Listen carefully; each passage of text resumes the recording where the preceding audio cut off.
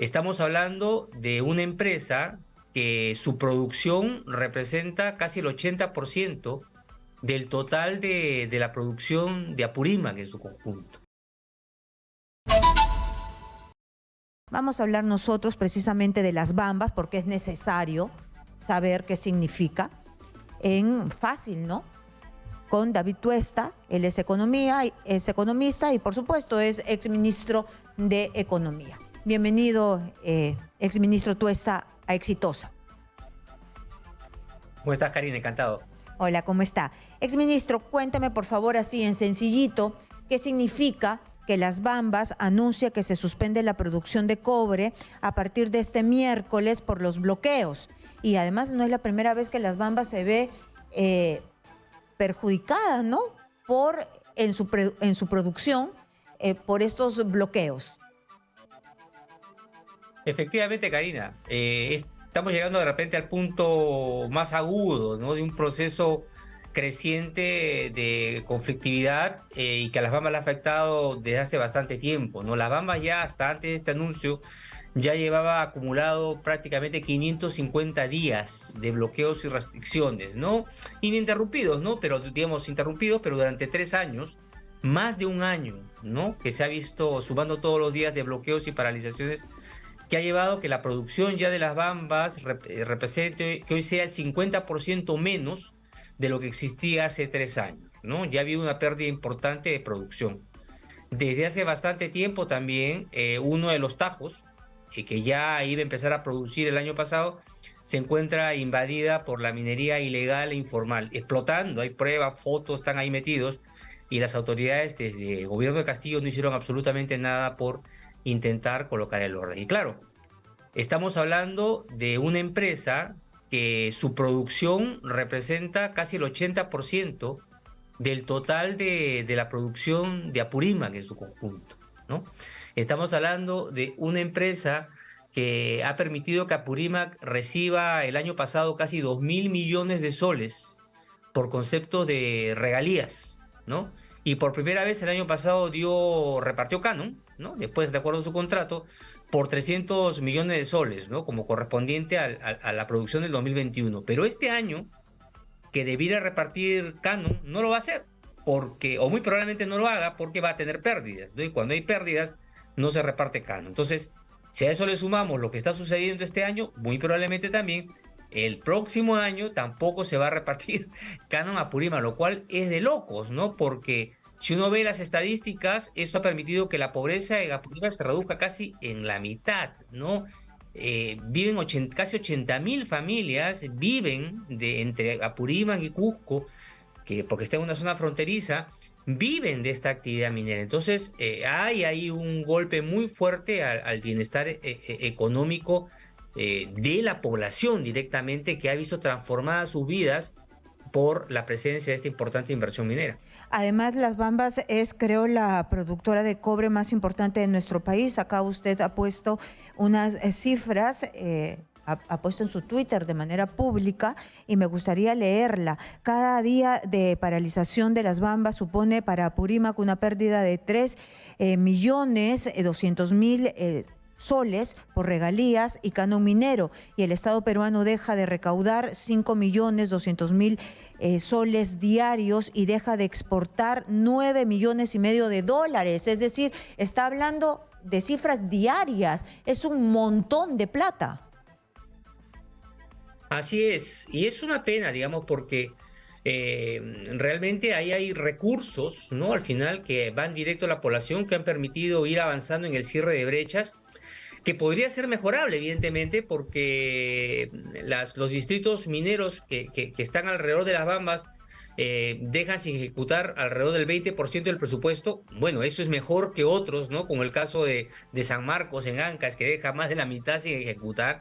Pero se ha venido haciendo una labor muy importante apoyando a los gobernadores, tanto regionales como distritales, y han habido avances, ¿no? De repente no en el ritmo que uno quisiera, porque claro, hay protestas, evidentemente hay un clima de cierta insatisfacción, pero fíjate, este es el caso de una región donde sus distritos han experimentado mejorías importantes y gran parte de la conflictividad previa que se ha mantenido en las Bambas es sobre todo por lo que señala la ley de lo que es el área de influencia minera, ¿no? Comunidades que no están comprendidas dentro de los beneficios que da el canon y que quieren que se les incorpore y ya empiezan a incorporar pues técnicas un poco ya de violencia, chantajes, etcétera, ¿no? Pero los beneficiados directamente de acuerdo a ley, una ley evidentemente mal hecha, porque la ley de descentralización y sobre todo la ley del reparto del canon está muy mal hecha, digamos, pues bien, ha venido beneficiando, digamos, de acuerdo a norma a quienes se dice, ¿no? Aunque bueno, lo ideal sería hacer una transformación completa para que toda la población y no solamente el distrito específico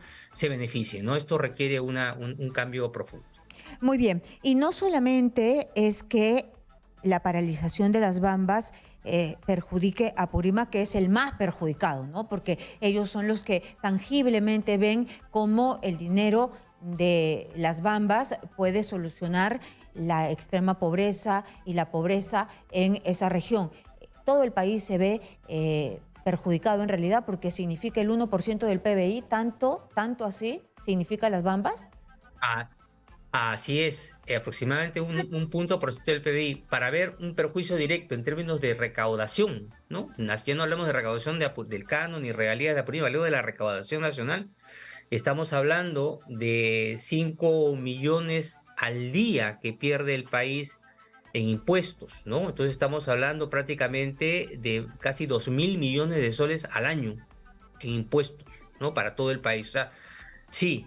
Y hay un tema adicional, Karina, que yo creo que es importante, que es el efecto, lamentablemente, el efecto demostración, ¿no? Que significa, en este caso, negativo, ¿no? Que significa para los inversores Inversionistas, en claro. general, ¿no? De las malas señales que se dan sobre el clima, ¿no? Y hay que entender que el empleo, ¿no? El bienestar en un país se genera fundamentalmente por la inversión privada, ¿no? No por la del Estado, por la inversión privada, ¿no? Entonces, y claro, esto, si es que se sigue extendiendo, prolongando este escenario de protesta violenta que ya van a llevar 2 meses, el 7 de febrero se van a cumplir 2 meses de esta situación, si esto se prolonga, y la verdad que al día de hoy es difícil ver que haya luz al final del túnel, pues la desconfianza puede empezar a impregnar, ¿no?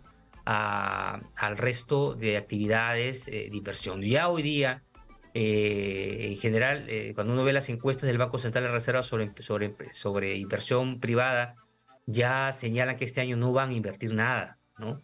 Entonces, el tema es, ¿invertirán más adelante?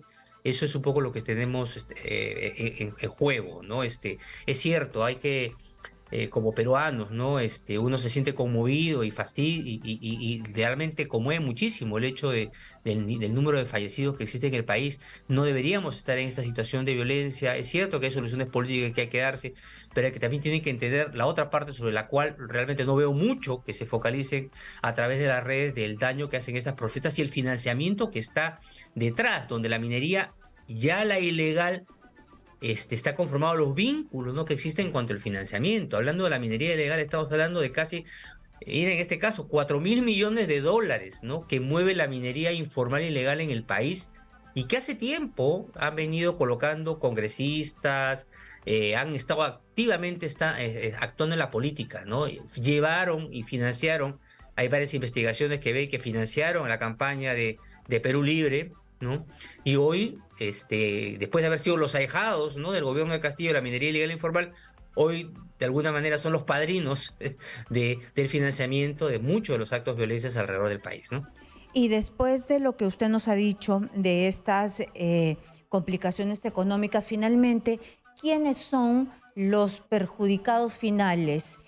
Los que tienen plata, los limeños, como dicen, porque ahora hay una polarización que usted la ha escuchado de todas maneras, ¿no? Los de Lima son los que tienen la culpa, nunca han mirado a las regiones. Entonces, los que tienen plata o los más perjudicados van a ser los de menos recursos, los más olvidados, los que los gobiernos nunca hicieron nada por ellos, los que Castillo no cumplió nada, ¿ah? Entonces, ellos...